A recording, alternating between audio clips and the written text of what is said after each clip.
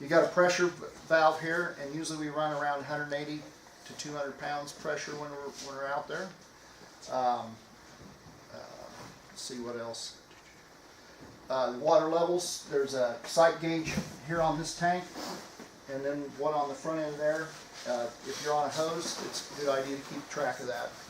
And remember that you're not just squirting water, you got to keep track of your water. So if the water quits pumping, we run out of water or have trouble,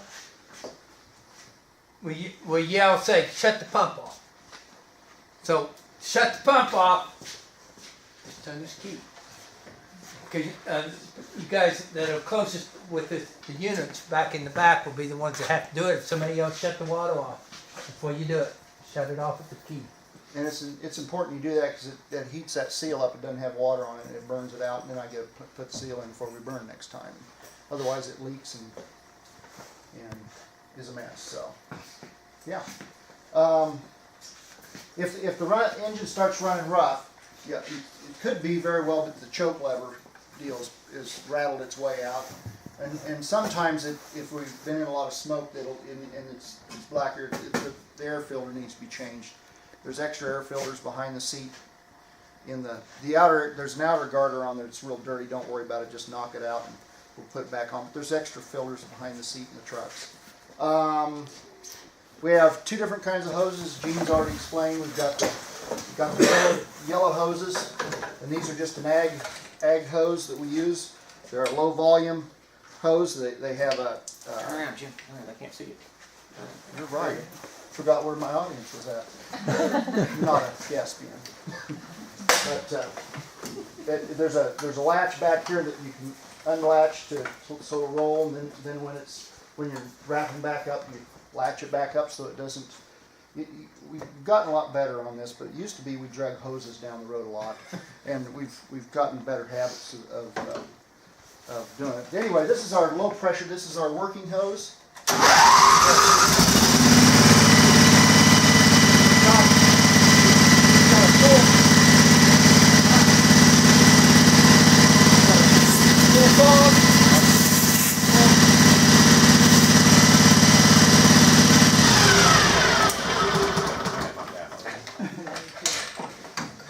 Reach out and hit someone with a deal, you put just full nozzle, but it's most efficient if it's in a fog. The closer you get to the fire, the hotter it is. So, but you use about 30% less water when it's on fog. So we usually try to take it off, and it's a lot more efficient. Break up your water so that it absorbs the heat of the fire. There's some detergent here. We used to have an infuser. It was always plugged up, never worked. So now we're back to the old-fashioned, put a pint or a quarter or so of this in the tank every time you fill up. Probably a pint, because usually you don't empty the tanks clear out. And that's plenty of detergent. It's used as a surfactant or a water wetter so that it absorbs into the tissues of the plants better and just does a better job of putting the fire out, especially when we're dealing with cow chips, cow biscuits, whatever you want to call it. Those things almost is impossible to soak them up and put them out. You'll come back, you'll spray a lot of water and come back at 15 minutes or half hour later, and that thing's smoking again. So the more if we get into the cow biscuit business, we'll put some more. We'll just add a little bit more detergent, and it gets a little sudsy. We don't care. Get me one of those. These are what they call tree nozzles. They're Italian-made deal, and they're actually an orchard nozzle, and they're fairly expensive, and they really work nice. When we get into trouble, we grab the bigger hose, and it's not a big hose as far as fire equipment goes, and but it's got an adjustable nozzle here. You open it up, you just pull it back, and it'll come. And you pull it all the way on. This is if we get into wildfire situation and we need to put something out. If the fire crosses the fire guard, the guy on the lead hose needs to wrap his hose up, get on this hose, and get with business. And this has got about 15 to 20 minutes. If you've got a full tank, it's got about 15 to 20 minutes of water on it. because it'll use water that fast. That's why we don't use it. It needs to be used when it's efficiently, and if you need to put something out quick, and it's serious. So, while I'm up here, to roll these hoses up is finding the button that makes the thing run. I kind of put a white patch around them. They're in different places. You can see that one over there by Nora. It's on the side. Over here, it's on the back. Those two units over there, they're on the side, and they're kind of hard to find.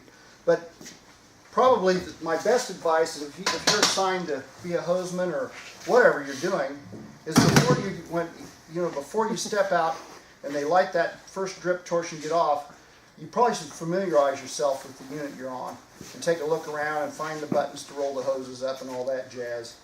Figure out where the water's going and you know how the pump works and everything. And if there's somebody else that's more experienced with you, that have them explain it to you. Don't be prideful and say I know everything. You know that's what I do, but I wouldn't recommend it. So. Just while we're at buttons, the red button on some of the units is a breaker, and I don't think I ever remember having to push the breaker if the wheel wouldn't work, you know. But apparently you can overload it, I guess. But that's what the red button is. It's not going to do anything probably.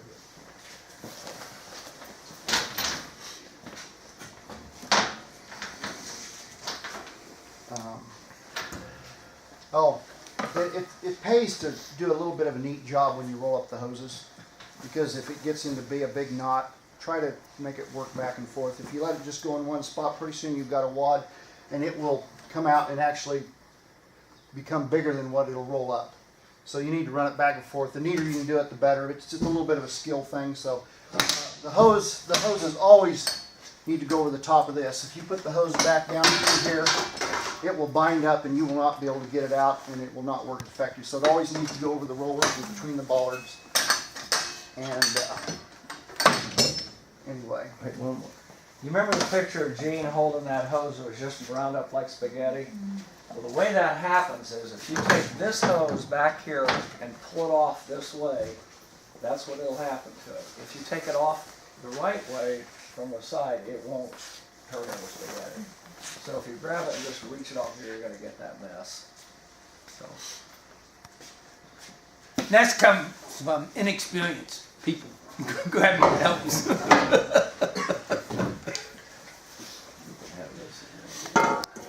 Go ahead. Well, if you want to do some fire later on. Take care of it. No, I'm just. That's fine. We're ready for Are it. you ready for the torch? Yeah, show them. This is the climax, folks. This is it. I don't have a match. There's got a lighter right there. Tom's got one there. Okay, well, there's no reason to be afraid of a drip torch. I've had a lot of people come out and say, well, I don't like carrying fire, it's going to burn you up. And you look around sometimes and you see people that have the pants. I'll get you that. But they're dragging that drip torch a little bit too close. This is the L valve, this is the fuel valve. You get a, coming down there with drip. Yep. Now that's coming at too heavy of a drip, but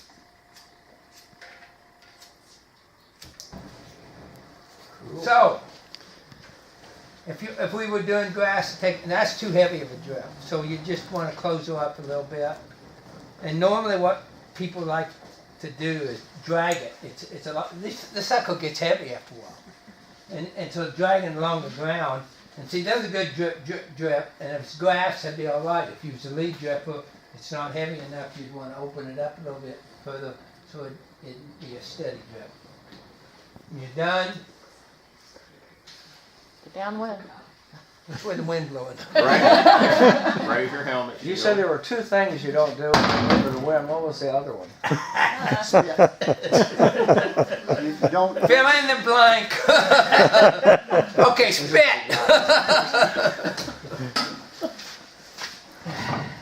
So when you're done with the drip torch, set them back in the containers they belong. Don't set them down. When you set them back in, it doesn't hurt to leave the faucet, the big faucet on, but always turn the air off. If you turn this one off and leave this one on, and the torch gets hot, it'll just, because this thing has a little deal that goes clear to the bottom. So when it's upside down, It'll leak all over, and then you've got fuel all over everything in case you're in a wildfire and all that. And so you can use your own imagination. Helmets and coveralls. There's when you come in to get ready for a burn, there's some coveralls or some brush jackets and stuff. You probably saw them hanging up in the staff room there with the tables and stuff at. Go ahead and grab those and use those. There are some more of them in here. You want to do that right now? No, I'm not even going to open it. So. Well, I was just gonna look at it. Oh, okay. Well, I'll let you talk about it if you want to. After you're finished, I'm not trying to get in your way. Go Oh. ahead. So there's brush jackets. I think there's only one pair of coveralls in here. We've only put so much stuff in these boxes. Is the problem. There's a half mask, and there's some full masks, and we put them in a plastic bag. And don't put them back in the plastic bag when you're done with them. I try to cut the stems off so people can't do that. We wash these up. I think Gene mentioned that. Use some good old chlorine bleach and try to basically get them up, because when you wear them, everybody knows all about bodily fluids, you know, and spit and all that stuff that gets in them. There's a. Let me grab these things real quick. Since they're this one's unwrapped. This one's already used. I'm not putting it on. I don't know who used it. But to get these on, the easiest way is they usually come out looking like this, and they probably should have the deal around like this. But just stick it on your face, put your hand under here, and put it back over your head. And it's probably going to pull a little bit, and then you can pull the adjustment straps tight so you have a good suction. This is not fire service mask. It has no oxygen in it. All it does is an organic canisters on here that takes the acrid smoke out, and so that it doesn't take carbon monoxide out. As far as I know, it doesn't do anything with cyanide or any of those other things that dance smoke. But it does make it so you don't get as bad a headache if you're in smoke. So it's dangerous to think that it'll help you as far as low oxygen deals, but they do work when we've got smoke. You're getting some of the acrid stuff out of the smoke. They're just organic filters and stuff. But anyway, so much for that. These obviously don't have a face mask on. They're just a half mask. The helmets in here, we got two color helmets. Does anybody know what the white helmets are for? Besides those guys that are on the fire department. White helmets means this is your captain or your crew leader. Gene and Greg wear these. That way you can see who the boss is. If you've got a problem, you know where they're at. This is Gene's. I don't know what he did, but No one took a Somebody shot. tried to shoot me. So, We got a new one for him. I think it was a Stinger missile. But anyway, no, really, what happened here is this is another thing to caution you on. Don't set these helmets up around the engines. But trailer units are particularly bad, but it's not so much around here because it won't hold it. But people pile stuff, and what happened is it just got set against the exhaust pipe, and it burned a hole in it. Not a big deal. It's probably not that bad, but we did buy another helmet just because we're nice. And let's see what else we got there.